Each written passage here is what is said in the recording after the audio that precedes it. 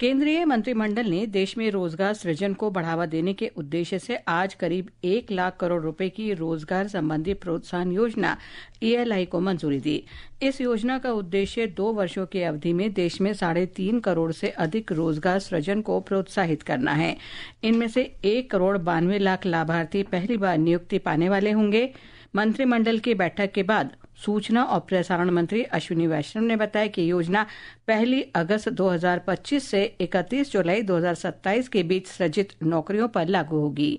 First timers के लिए 1 महीने की सैलरी के बराबर subsidy up to a limit of maximum 15,000 rupees ये दी जाएगी, जो कि 2 इंस्टॉलमेंट्स में होगी, 6 महीने और 12 महीने के बाद में दी जाएगी। इससे एम्प्लॉयर्स को, कंपनीज को they will be encourage to hire the first time. दूसरा इसका पार्ट है जो सस्टेन्ड एम्प्लॉयमेंट देते हैं 2 साल के लिए, every month 3,000 rupees per month पर एम्प्लॉय, ये एक सपोर्ट मिलेगा। और जो मैन्युफैक्चरिंग इंडस्ट्रीज हैं उसमें यही सपोर्ट 4 साल के लिए मिलेगा। National front of Indian trade unions के महासचिव डॉक्टर विराट जायसवाल ने ELI योजना को ऐतिहासिक कदम बताया। ELI योजना से रोजगार के क्षेत्र में एक बड़ा फायदा होगा कि जब कोई उद्योग या कंपनी नए लोगों को नौकरी देगी तो उनके PF का जो अंशदान होता है वो सरकार खुद भरेगी। इससे कंपनियों की हायरिंग में राहत मिलेगी और लाखों लोगों को नौकरियों का अवसर प्रदान होगा। श्री वैष्णव ने कहा कि मंत्रिमंडल ने 1 लाख करोड़ रुपए के कोष के साथ अनुसंधान, विकास और नवाचार योजना को भी मंजूरी दी है। लर्निंग और कंसल्टेशन के बेसिस पे ये प्रोग्राम बनाया गया है, जिससे कि प्राइवेट सेक्टर जो आज की इकोनॉमी और भविष्य की इकोनॉमी में इम्पोर्टेंट सेक्टर्स हैं, उन सब डोमेन्स में रिसर्च करने के लिए और रिसर्च के बाद में उसको प्रोडक्ट लेवल तक ले जाने के लिए सपोर्ट इसमें दिया जाए। और जो स्ट्रैटेजिक रीजंस और इकोनॉमिक सिक्योरिटी के लिए, आत्मनिर्भर बनने के लिए जो टेक्नोलॉजीज चाहिए, वो सारे सेक्टर्स को इसमें इंक्लूड किया गया। श्री वैष्णव ने बताया कि राष्ट्रीय खेल नीति को भी मंजूरी दी गई है। खेलो भारत नीति के मेजर ऑब्जेक्टिव रहेगा कैसे 2047 तक टॉप 5 स्पोर्टिंग नेशंस में गिनती हो भारत की, ये इसका ओवरऑल एक बड़ा ऑब्जेक्टिव है। सेकंड रहेगा पीपल्स मूवमेंट बने, फिटनेस के साथ जुड़े, हमारे एजुकेशन पॉलिसी के साथ इसका अलाइनमेंट हो, इकोनॉमिक डेवलपमेंट के साथ जुड़े, सोशल डेवलपमेंट, समाज के सभी वर्गों को इससे लाभ मिले। इन सब को ध्यान में रखते हुए ये खेलो भारत नीति बनी है। पूरे पॉलिसी को इम्प्लीमेंट करने के लिए एक अच्छा फ्रेमवर्क बनाया गया है, जिससे कि सभी का पार्टिसिपेशन हो सके। श्री वैष्णव ने कहा कि 1,853 करोड़ रुपए की लागत से तमिलनाडु में 4 लेन वाले परमकुडी रामनाथपुरम खंड के निर्माण को भी मंजूरी दी गई है। ये 46 किलोमीटर का नेशनल हाईवे है। तमिलनाडु में पंबन ब्रिज बना है, ये रामेश्वरम वाला हिस्सा। उसके साथ ही एक ऑलरेडी नेशनल हाईवे की 2 लेन रोड है, वो कनेक्ट करती है मदुराई को। From Madurai all the way up to Paramakudi already है 4 लेन। परमकुडी से आगे रामनाथपुरम तक 4 लेन का प्रपोजल है, और उसके आगे जो समुद्र वाला पोर्शन रहेगा धनुषकोडी तक, उसकी DPR अभी ऑलरेडी बन रही है। So that will also very soon come to the cabinet. तो Pamban bridge plus this highway will become a major connectivity to Rameshwar. प्रधानमंत्री नरेंद्र मोदी कल 5 देशों घाना, त्रिनिदाद और टोबैगो, अर्जेंटीना, ब्राजील और नामीबिया की यात्रा पर रवाना होंगे। प्रधानमंत्री पहले चरण में घाना जाएंगे। ये घाना की उनकी पहली यात्रा होगी। श्री मोदी घाना के राष्ट्रपति जॉन ड्रमानी महामा के साथ बातचीत करेंगे। एक रिपोर्ट। दोनों नेताओं के बीच बातचीत में आर्थिक और रक्षा सहयोग, कृषि क्षेत्र, टीका विकास, महत्वपूर्ण खनिज और डिजिटल सार्वजनिक ढांचे पर ध्यान केंद्रित किया जाएगा। कुछ समझौतों पर हस्ताक्षर होने की भी संभावना है। आर्थिक क्षेत्र में भारत ने रियायती ऋण और अनुदानों के माध्यम से घाना के विकास में योगदान दिया है। दोनों देशों के बीच द्विपक्षीय व्यापार लगभग $3 अरब का है, जो मुख्यतः सोने के भारी आयात के कारण घाना के पक्ष में है। भारत मुख्य रूप से दवाइयाँ, कृषि मशीनरी और वाहन निर्यात करता है। लगभग $2 अरब के निवेश के साथ भारत घाना के प्रमुख निवेशकों में से एक है। सांस्कृतिक संबंधों को Indian technical and economic cooperation ITEC कार्यक्रम के माध्यम से मजबूती मिलती है। घाना में लगभग 15,000 की संख्या में भारतीय समुदाय भी है। इस यात्रा से भारत की पश्चिमी अफ्रीकी देशों के समूह इकोवॉस और अफ्रीकी संघ के संबंधों को और मजबूत होने की उम्मीद है। आलोक राय, आकाशवाणी समाचार, एक्रा। प्रधानमंत्री 3 और 4 जुलाई को ट्रिनिडाद और टोबैगो की यात्रा पर रहेंगे। श्री मोदी 6 और 7 जुलाई को रियो डी जेनेरो में आयोजित 7वें ब्रिक्स शिखर सम्मेलन में भाग लेंगे। ये समाचार आकाशवाणी से प्रसारित किए जा रहे हैं। ताज़ा समाचार जानने के लिए आप हमारे social media handle X @AIR news Hindi को फॉलो कर सकते हैं। भारत और पाकिस्तान ने एक दूसरे की जेल में बंद नागरिकों की सूची का आज आदान प्रदान किया। विदेश मंत्रालय के अनुसार भारत की जेल में 382 पाकिस्तान के आम नागरिक और 81 मछुआरे बंद हैं। वहीं पाकिस्तान ने अपनी हिरासत में भारत के 53 आम नागरिक और 193 मछुआरों के नाम बताए हैं। भारत ने पाकिस्तान की हिरासत से आम नागरिकों, मछुआरों और लापता भारतीय रक्षाकर्मियों के शीघ्र रिहाई और स्वदेश वापसी का आह्वान किया है। भारत ने पाकिस्तान से उन 159 भारतीय मछुआरों और आम नागरिकों की रिहाई तथा स्वदेश वापसी में तेजी लाने को कहा है, जिन्होंने अपनी सजा पूरी कर ली है। विदेश मंत्री डॉक्टर सुब्रमण्यम जयशंकर ने कहा है कि दुनिया को आतंकवाद के प्रति कोई नरमी नहीं दिखानी चाहिए और आतंकवाद के पीड़ितों तथा अपराधियों को कभी भी एक नजर से नहीं देखा जाना चाहिए। उन्होंने कहा कि भारत को आतंकवाद के खिलाफ अपनी रक्षा करने का पूरा अधिकार है और देश इसका इस्तेमाल करता रहेगा। विदेश मंत्री आज वॉशिंगटन में क्वाड विदेश मंत्रियों की बैठक को संबोधित कर रहे थे। डॉक्टर जयशंकर ने कहा कि क्वाड समूह के सभी देश स्वतंत्र और खुले हिंद शांति को सुनिश्चित करने के लिए प्रतिबद्ध हैं।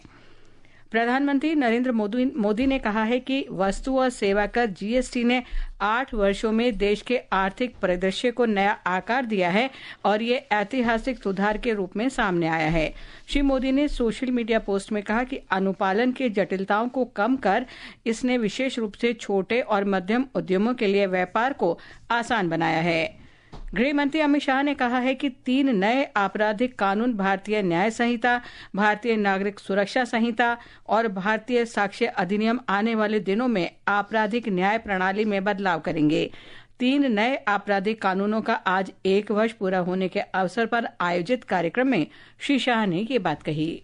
हमारी न्याय प्रणाली के सामने सबसे बड़ी दिक्कत थी कि न्याय कब मिलेगा, इसका किसी को विश्वास ही नहीं। मैं भारत के सभी नागरिकों को आश्वस्त करना चाहता हूं कि ये पूरी प्रणाली को पूर्ण रूप से क्रियान्वयन करने में ज्यादा से ज्यादा 3 साल लगेंगे, मगर इसके बाद 3 साल में सुप्रीम कोर्ट तक आपको न्याय मिल जाएगा, ये सुनिश्चित कर लिया।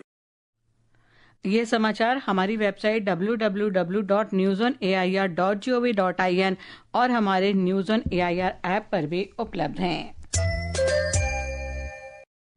हिमाचल प्रदेश में पिछले 24 घंटे के दौरान मूसलाधार बारिश हुई है।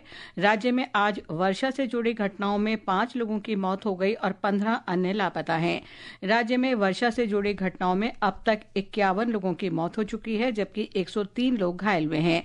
21 लोग अब भी लापता हैं। मौसम विभाग ने 7 जुलाई तक राज्य में मूसलाधार बारिश का अनुमान व्यक्त किया है। एक रिपोर्ट। हिमाचल प्रदेश में पिछले 24 घंटों के दौरान मानसून सीजन की सबसे भीषण बारिश दर्ज की गई है। मंडी जिला सबसे ज्यादा प्रभावित रहा। इस बीच मुख्यमंत्री सुखविंदर सिंह सुक्खू ने प्रदेश के विभिन्न स्थानों पर भारी वर्षा व बादल फटने की घटना से हुए जान माल के नुकसान पर गहरा दुख जताते हुए संबंधित जिला प्रशासन को प्रभावितों की हर संभव सहायता के निर्देश दिए हैं। मुख्यमंत्री ने कहा कि प्रारंभिक आंकलन के अनुसार इस आपदा से राज्य को अब तक 500 करोड़ रुपए से अधिक का नुकसान हो चुका है। मौसम विभाग ने आगामी 24 घंटों के दौरान राज्य के 6 जिलों मंडी, कुल्लू, हमीरपुर, शिमला, सिरमौर और सोलन में बाढ़ का येलो अलर्ट जारी किया है। रितेश कपूर, आकाशवाणी समाचार, शिमला। उत्तराखंड के पहाड़ी जिलों में आज कुछ देर के लिए वर्षा रुकने से लोगों को काफी राहत मिली। पूरे दिन मलबा हटाने और क्षतिग्रस्त सड़कों की मरम्मत का काम किया गया। यमुनोत्री राष्ट्रीय राजमार्ग की मरम्मत का काम तेजी से जारी है। ब्यौरा हमारे संवाददाता से। प्रदेश में 150 से अधिक मुख्य और ग्रामीण संपर्क मार्ग भूस्खलन के कारण बाधित हैं। उत्तरकाशी जिले में यमुनोत्री राष्ट्रीय राजमार्ग को फिर से बहाल करने के लिए युद्ध स्तर पर प्रयास किए जा रहे हैं। तीर्थ यात्रियों को ओजरी से सिलाई बैंड तक पैदल और फिर वैकल्पिक मार्ग से आज गंतव्य तक भेजा गया। जिलाधिकारी प्रशांत आर्य ने कहा कि तीर्थ यात्रियों और स्थानीय लोगों को हर संभव सहायता देना प्रशासन की प्राथमिकता है। इस बीच सिलाई बैंड के पास भूस्खलन में लापता 7 श्रमिकों की तलाश आज भी जारी रही। संतोष थपलियाल, आकाशवाणी समाचार, देहरादून। उधर ओडिशा से हमारे संवाददाता ने बताया है कि बालेश्वर, मयूरभंज और जाजपुर जिले में मूसलाधार बारिश के कारण बाढ़ की स्थिति बनी हुई है। उत्तरी ओडिशा में बाढ़ जैसी स्थिति के बीच मौसम विभाग ने अगले 24 घंटों में इन क्षेत्रों में भारी से बहुत भारी बारिश की भविष्यवाणी की है। दक्षिण पश्चिम मानसून भी उड़ीसा में सक्रिय बना हुआ है। इस महीने की 5 और 6 तारीख के आसपास भारी बारिश का एक और दौर आने की संभावना है। आईएमडी ने उड़ीसा के अधिकांश जिलों में भारी से बहुत भारी बारिश के साथ साथ आंधी, बिजली और तेज हवाएं चलने की चेतावनी जारी की है। प्रकाश दास, आकाशवाणी समाचार, भुवनेश्वर। मौसम विभाग ने अरुणाचल प्रदेश, पूर्वी राजस्थान, गुजरात, हिमाचल प्रदेश, कोंकण क्षेत्र, गोवा, मध्य महाराष्ट्र, मध्य प्रदेश, ओडिशा, उत्तर प्रदेश और उत्तराखंड के कई स्थानों पर कल मूसलाधार बारिश की संभावना व्यक्त की है। असम, मेघालय, बिहार, छत्तीसगढ़, तटीय कर्नाटक, झारखंड, केरल और माहे में तेज वर्षा की संभावना है। और अब आर्थिक जगत की खबरों के साथ हैं मनोज पाठक। बॉम्बे स्टॉक एक्सचेंज का सेंसेक्स आज 91 अंक बढ़कर 83,697 पर बंद हुआ। उधर नेशनल स्टॉक एक्सचेंज का निफ्टी 50 25 अंक बढ़त के साथ 25,542 दर्ज हुआ। अंतर बैंकिंग विदेशी मुद्रा बाजार में $1 की तुलना में रुपया 23 पैसे मजबूत होकर 85 रुपए 53 पैसे पर बंद हुआ। और अंतर्राष्ट्रीय बाजारों में ब्रेंट कच्चे तेल की कीमत $67.29 प्रति बैरल के आसपास चल रही थी। टेबल टेनिस में भारत के दिव्यांशी भौमिक ने ताशकंद में आयोजित 29वीं एशिया यूथ चैंपियनशिप में 15 वर्ष से कम उम्र की लड़कियों की सिंगल्स स्पर्धा में चीन की यू की को 4-2 से हराकर स्वर्ण पदक जीता। 1989 के बाद इस स्पर्धा का सिंगल्स खिताब जीतने वाली दिव्यांशी पहली भारतीय हैं। चैंपियनशिप में भारत ने 1 स्वर्ण, 1 रजत और 2 कांस्य पदक जीते। 19 वर्ष से कम उम्र के लड़कों की डबल्स स्पर्धा में अंकुर भट्टाचार्य और पीबी अभिनंदन की जोड़ी ने कांस्य पदक हासिल किया। अमेरिका ने हिंद प्रशांत क्षेत्र में रणनीतिक सहयोगी के रूप में भारत की भूमिका की सराहना की है। व्हाइट हाउस की प्रेस सचिव कैरोलिन लेविट ने कहा कि दोनों देशों के बीच व्यापार समझौता पूरे होने के करीब है।